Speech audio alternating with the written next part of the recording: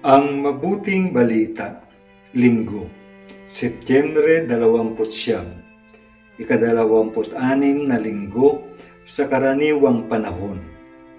Marcos Kabanata 9, talata 38 hanggang 43, 45 at 47 hanggang 48. Noong panahong iyon, sinabi kay Jesus ni Juan, "Guro, nakakita po kami ng isang taong nagpapalayas ng mga demonyo sa pamamagitan ng pangalan mo, at pinagbawalan namin sapagkat hindi natin siya kasamahan."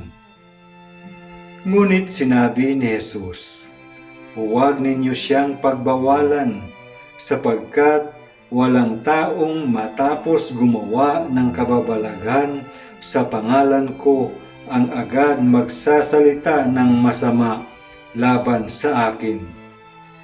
Sapagkat ang hindi laban sa atin ay panig sa atin. Sinasabi ko sa inyo, sino mang magbigay sa inyo ng isang basong tubig dahil sa kayo'y kay Kristo, ay tiyak nagagantimpalaan. Mabuti pa sa isang tao ang siya'y bitinan ng isang malaking gilingang bato sa liig at itapon sa dagat, kaysa maging sanhi ng pagkakasala ng isa sa maliliit na ito na nananalig sa akin. Kung ang kamay mo ang nagiging sanhi ng iyong pagkakasala, putulin mo. Mabuti pa ang mapunta ka sa langit ng putol ang isang kamay, kaysa may dalawang kamay na mahulog ka sa impyerno, sa apoy na hindi mamamatay.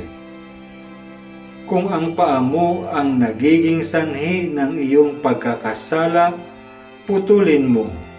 Mabuti pa ang mapunta ka sa langit ng putol ang isang paa, kaysa may dalawang paa na mahulog ka sa impyerno. At kung ang mata mo ang nagiging sanhi ng iyong pagkakasala, dukutin mo.